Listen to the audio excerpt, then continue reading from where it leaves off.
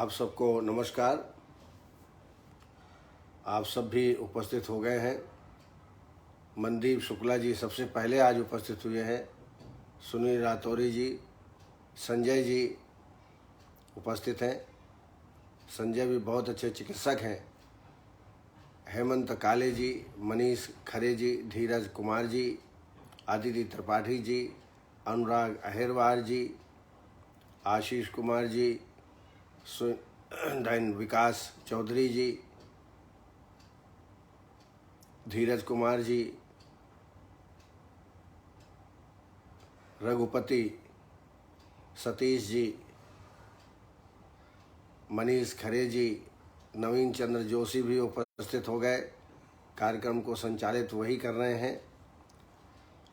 आइए आज हम लोग एक दूसरे इलेक्ट्रोलाइट के बारे में चर्चा करेंगे, पोटेशियम आधिक्य, जिसको हाइपर कैलिमिया कहा जाता है। इस पे चर्चा करेंगे। कल हमने मेदो रोग की चिकित्सा के बारे में चर्चा की थी। कुछ प्रश्न आए हैं, उनका उत्तर देने का प्रयास करता हूं। डॉक्टर उषा तबानी, मेल पेशेंट है, 18 वर्ष का, फीवर विद बॉडिक, इंडाइजेशन है, हीमोग्लोबिन 5.9 है, WBC 3000 है, प्लेटलेट्स 89,000। कुल मिलाकर के उसको जीर्ण ज्वर है, धातुगत ज्वर है। इसमें सबसे पहले ज्वरनाशक दवाइयाँ देना बहुत आवश्यक है। इसके लिए मैं आपको सजेस्ट करूँगा जो पुनरावर्तक ज्वर में किरातिकतायरी काढ़ा, किरातिकतायरी क्वाथ, उसमें चिरायता, कुटकी, गिलोय, मुस्तक और परपट, इसका काढ़ा बना करके आप दें। बराबर मात्रा में योगुट कर लें दवाइयों को। 4 चम्मच दवाई, 4 कप पानी, 1 कप बचे तब तक पकाएं। ऐसा 1 कप खाली पेट में दोनों टाइम देवें। आप देखेंगे 15 दिन देने के बाद ही ज्वर बिल्कुल ठीक हो जाएगा। जब ज्वर ठीक हो जाएगा तो निश्चित रूप से खान पान भी पेशेंट का सुधरेगा। इंडाइजेशन है तो लौड़ भास्कर है, दाढ़ी मास्टर चूर्ण है, अष्टांग लवण है, ये जो दीपन पाचन चूर्ण है उनका सेवन कराएं, जिससे डाइजेशन उसका क्लियर हो। डाइजेशन अच्छा होगा तो भोजन अच्छा करेगा। भोजन अच्छा होगा तो निश्चित हीमोग्लोबिन भी बढ़ना चालू होगा। इसके साथ साथ लोहासो, द्राक्षासो भी देवें। लोहासो 2 चम्मच, द्राक्षासो 2 चम्मच, उतना ही पानी भोजन के बाद दोनों टाइम सेवन कराएं। इससे WBC की मात्रा भी बढ़ेगी। इसके अलावा संजीवनी बटी 2 गोली सुबह, 2 गोली शाम को, अभ्रलौह टैबलेट 2 सुबह 2 शाम को। रस औषधियों में सर्वजौर हरलौह 125 मिलीग्राम, गोदंती 125 मिलीग्राम, मंडूर भस्म 250 मिलीग्राम और गिलोय सत्व 250 मिलीग्राम, ये च्यवनप्राश के साथ दिन में 2 बार इसका सेवन कराएं। इससे तमाम जो आपकी जो तकलीफ पेशेंट को है वो निश्चित रूप से ठीक हो जाएंगी। पथ्य का ध्यान रखें, पथ्य सेवन, अपथ्य का सेवन ना करें, लघु आहार विहार का सेवन, बहुत ज़्यादा तली मली चीज़ें ना लेवें। डॉक्टर राजेंद्र कुंद्रा, वस्त्रयंत्र के बारे में पूछा है। सामान्यतः लोग एनीमाकेन का प्रयोग करते हैं। एनीमाकेन के माध्यम से अनुवासन वस्ती तो आराम से दी जा सकती है, लेकिन निरूह वस्ती जिसमें मधु, स्नेहन, कल्क, कषाय, आवाप द्रव्य ये सब पड़े रहते हैं, कल्क पड़ा रहता है, तो ये एनीमाकेन से नहीं जाता। इसके लिए आपको वस्ती पुटक के माध्यम से वस्ती देना चाहिए। आपको मार्केट में वस्ती नेत्र मिल जाएंगे। इसमें 3 कणिकाएँ होती हैं। एक अग्रभाग में 4 अंगुल के ऊपर, क्योंकि 4 अंगुल तक ही गुदा में प्रवेशित कराया जाता है, तो एक कणिका होती है ऑटोमेटिकली, उससे आगे वस्त्र नेत्र आप नहीं डाल सकते हैं। और 2 कणिकाएँ मूल में होती हैं। उन कणिकाओं के माध्यम से प्लास्टिक के बैग को बांधा जा सकता है।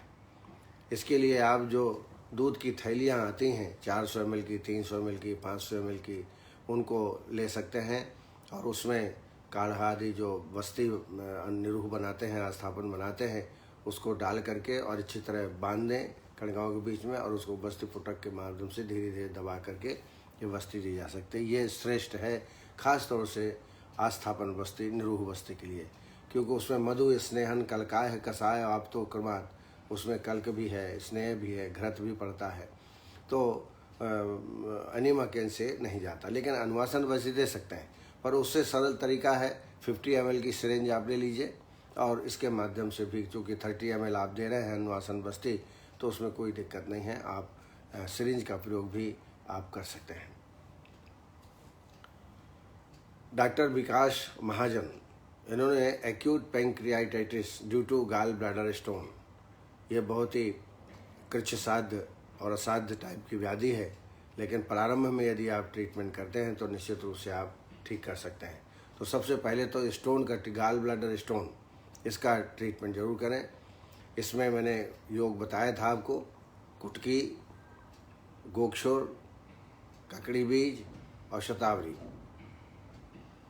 गोक्षुर, ककड़ी बीज, शतावरी और कुटकी, ये बराबर बराबर मात्रा में इसका चूर्ण बनाएं, या काढ़ा जो भी पेशेंट ले सकता है, काढ़ा भी ले सकते हैं, चूर्ण भी। काढ़ा लेना ज़्यादा इजी है, चूर्ण लेने में थोड़ा तकलीफ होती है, तो काढ़ा दिन में 2 बार खाली पेट इसका सेवन कराएं लगातार 1.5-2 महीने तक।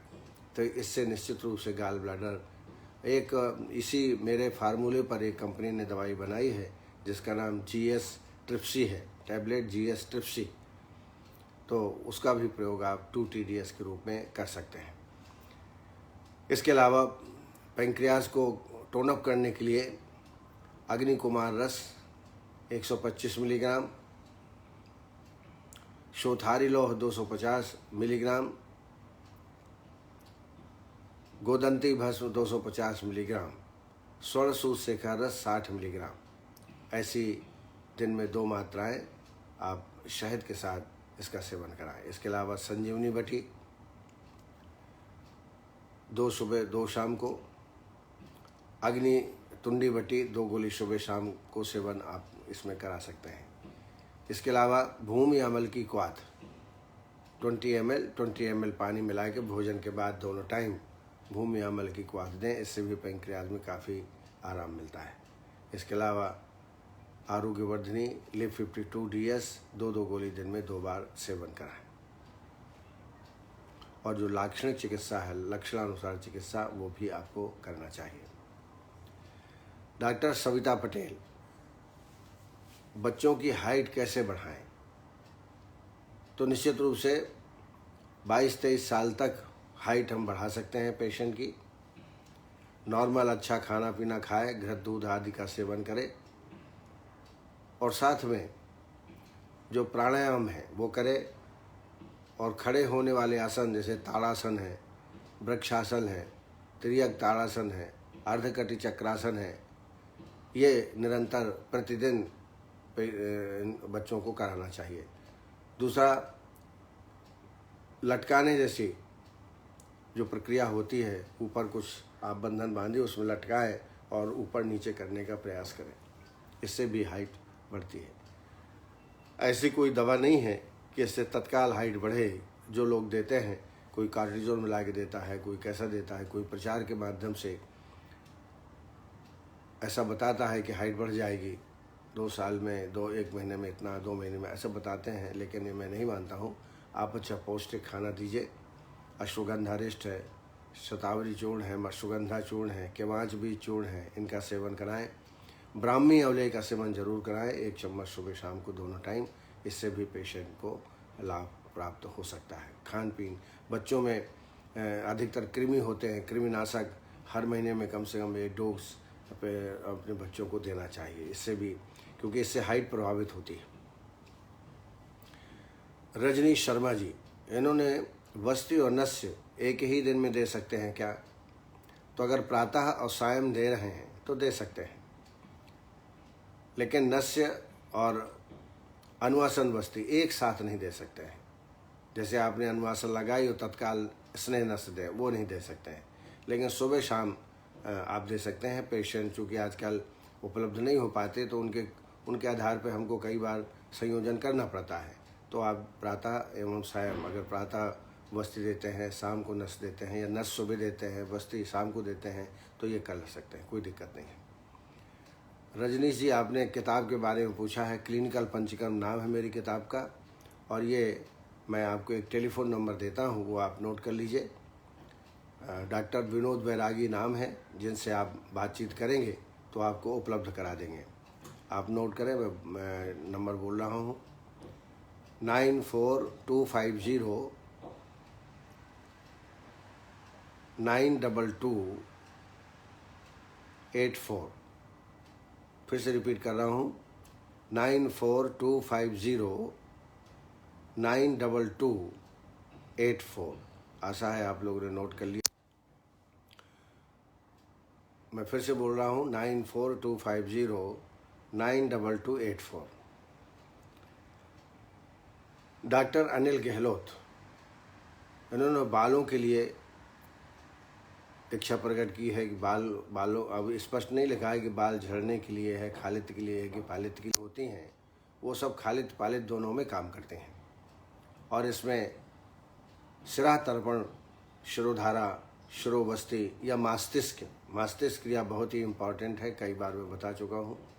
आंवले को छाछ में पका ले और बाद में संलक्षण करके अच्छी तरह हाथ से मसल करके और सिर में 1-1.5 अंगुल मोटा लेप लगाना है। बाल को छोटे कर लें या मुंडन करा लें तो खालित और पालित दोनों में मस्तिष्क बहुत ही उपयोगी चिकित्सा है। नस्यकर्म में अणुतेल 2-2 बूंद या 4-4 बूंद दिन में 2 बार लगातार डालें, इससे भी काफ़ी लाभ प्राप्त होता है। इसके अलावा कुछ लेप बता रहा हूँ, चरक संहिता के हैं, बड़े अच्छे उपयोगी लेप हैं, आप इसका प्रयोग करें। पहला लेप है आंवला, काला तिल, मुलैठी और कमल केसर। आंवला, काला तिल, मुलैठी और कमल केसर, इनको बराबर मात्रा में बारीक चूर्ण तैयार कर लीजिए और मधु में मिलाकर सिरा प्रदेश में लेप करें। ये बहुत ही उपयोगी है। कम से कम 2 घंटे तक धारण काल है इसका, 2 घंटे तक धारण काल रखें। दूसरा एक लेप और बता रहा हूँ मैं आपको, चिरौंजी, मुलैठी, काला तिल और पीपल, इनको दुग्ध में पीस करके और सिर प्रदेश में लेप कराएं। मैं और आपको एडवाइस करना चाहूँगा कि इसका तेल आप बना लें। इसमें आंवला, काला तिल, मुलैठी, कमल केसर, चिरौंजी और पीपर, इनको डाल करके तेल आप बना लें तो तेल भी बड़ा इसके लिए उपयोगी होगा। इसके माध्यम से नस्य भी दे सकते हैं और अभ्यंग भी करा सकते हैं। तो ये बाल के लिए मैंने आपको बताए। साथ में आपका खान पान अच्छा होना चाहिए। सुबह सुबह बादाम, अखरोट का सेवन करें, क्योंकि निश्चित है पोषण के अभाव से खालित पालित होता है, तो पोषण जन्य औषधियों का या आहार विहार का सेवन कराना चाहिए। इसके अलावा सप्तामृत लौह 250 मिलीग्राम, प्रवाल पिष्टी 250 मिलीग्राम, ये त्रिफला घृत के साथ दिन में 2 बार इसका सेवन कराएं, इससे भी काफ़ी लाभ प्राप्त होता है। डॉक्टर निधि शर्मा, इन्होंने कंप्यूटर में जो विजन सिंड्रोम हो जाता है, ज़्यादा जो कंप्यूटर प्रयोग करते हैं उनको कंप्यूटर विजन सिंड्रोम हो जाता है। ऐसी अवस्था में नेत्र लाल हो जाते हैं और नेत्रों में वेदना भी होती है। ऐसी अवस्था पेशेंट का अक्षि तर्पण कराएं, अक्षि धारा भी कर सकते हैं। अक्षि तर्पण त्रिफला घृत से कराएं, इससे रोगी को आराम प्राप्त होगा। और रेस्ट करें, हर आधा घंटे में कंप्यूटर जो प्रयोग करते हैं, हर आधा घंटे में रोगी को थोड़ा से रेस्ट करना चाहिए, आंख बंद करके लेटे रहना चाहिए। इससे निश्चित रूप से पेशेंट को आराम मिलता है। और साथ साथ में अगर मौका मिले तो अक्षि तर्पण करा लें। अक्षि तर्पण या अक्षि धारा, इन दोनों से ही पेशेंट को लाभ प्राप्त होगा। Vaishali Patil, name of the वस्ती द्रव्यास। अब ये कौन सी वस्ती द्रव्या है मेरे को पता नहीं है, मुझे लगता है लेखन वस्ती के बारे में ही पूछ रहे होंगे। तो अगर लेखन वस्ती के बारे में पूछ रहे हैं तो द्रव्य नोट कर लीजिए। इसमें त्रिफला, सुंठी, गिलोय, नागरमोथा, फिर से नोट करिए, त्रिफला, सुंठी, गिलोय, नागरमोथा और विडंग, ये 5 चीज़ें हैं। इनको यौकुट करके काढ़ा बना लीजिए 300 ml। और इस काढ़े में त्रिफला घृत, गोमूत्र 50-50 ml, इसके अलावा सेंधौ और यवक्षार 20 ग्राम, यवक्षार 10 ग्राम, और साथ में शुद्ध शिलाजीत 500 मिलीग्राम, तुत्थ 2 ग्राम, काशीश 2 ग्राम, पिपली 10 ग्राम, ये मिला करके बस्ती तैयार करें। ये मैंने कल बहुत विस्तृत मात्रा में बताया था आपको। तो ये लेखन बस्ती के बारे में मुझे लगता है आप पूछ रहे होंगे। सुरेखा सिंह ने पित्ताश्मरी का ट्रीटमेंट के बारे में पूछा। पित्ताश्मरी, तो इसमें सबसे पहले आप विरेचन कराएं विधिवत, और विरेचन करने के बाद फिर इसमें जो शोथहर बस्ती है मैं बताते रहता हूँ, उसमें तृण पंचमूल क्वाथ, वरुणादि क्वाथ 50-50 ग्राम लेके काढ़ा बनाएं 300 ml, गोमूत्र डालें 50 ml और त्रिफला घृत 50 ml, यवक्षार 10 ग्राम, ये डाल के बस्ती लगाएं। इससे पित्ताश्मरी में अच्छा आराम मिलता है। इसके अलावा गोक्षुर, ककड़ी बीज, मकोए, गोक्षुर, ककड़ी बीज, मकोए और पुनर्नवा, इनका काढ़ा दिन में 2 बार पेशेंट को सेवन कराएं। और रस औषधियों में पाषाण बदर 250 मिलीग्राम, तृणकांत पिष्टी रस 250 मिलीग्राम, दिन में 2 या 3 मात्रा शहद के साथ आप सेवन इसको करा सकते हैं। इससे निश्चित रूप से रोगी को आराम मिलेगा। दूसरा, सौंफ का पानी दिन भर पिलाएं। जितना ज़्यादा पानी पिएंगे उतना अच्छा। और कई बार फोर्सफुली जो अश्मरी है वो पेशाब के रास्ते से बाहर निकल जाती है। तो इसका जो मैंने ट्रीटमेंट बताया, इसका प्रयोग करें आप। देन अर्का प्रोविजेना, CKD, क्रॉनिक किडनी डिसीज़ के ट्रीटमेंट के बारे में पूछा है। क्रिएटिनिन 5 है।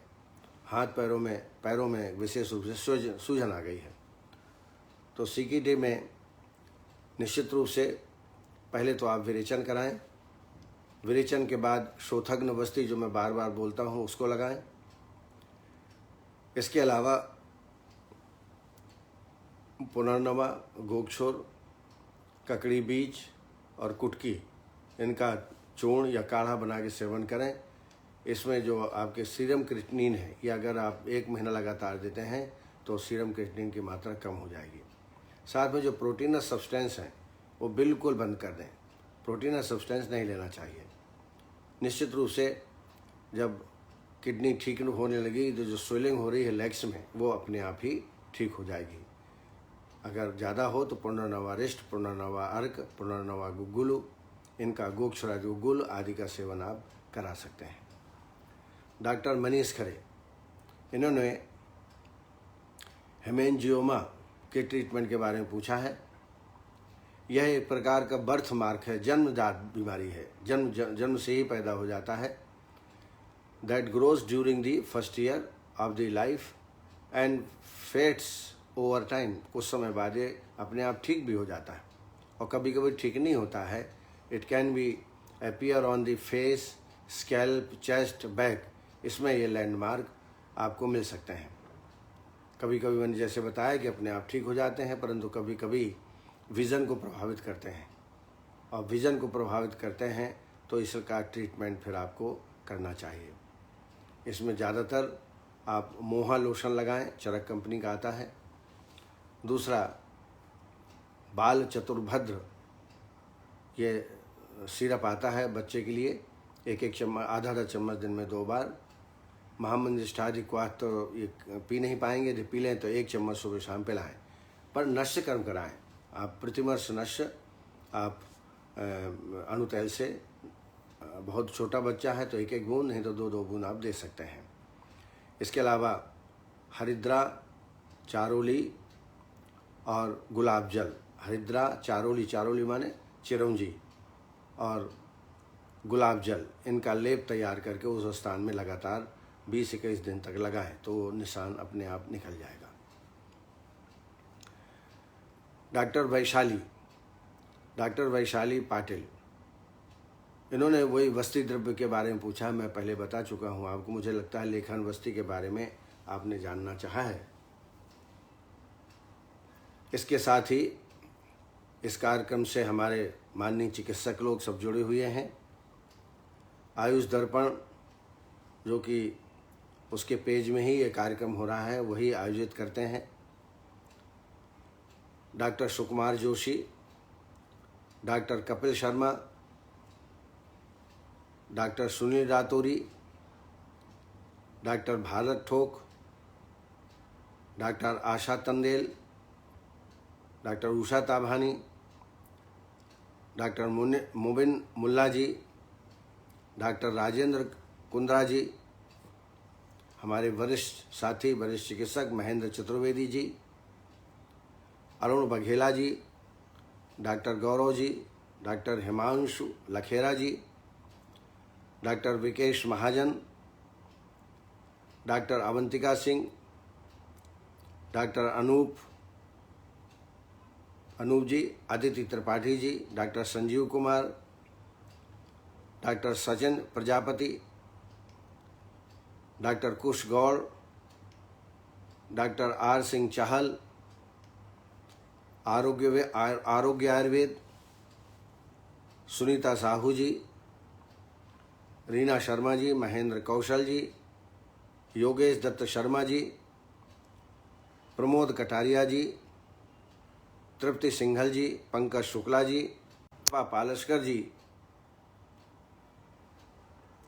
मुकम्बिका रचना, सविता पाटिल, विनेश्वरी श्रीवास्तव, मनोरंजन साहू, आनंद आयुर्वेद, नीलम शुक्ला जी, KN गंगवार, गौरव पारधी जी, विकास चौधरी जी, राकेश कुमार जी, शैलेंद्र ठाकुर जी, मनदीप शुक्ला जी, अरुण शर्मा जी, योगेश महाजन जी, डॉक्टर मुकम्बिका रचना जी और मोहम्मद शाहिद, जो मेरे अच्छे मित्र हैं, ये इस कार्यक्रम से जुड़े हुए हैं।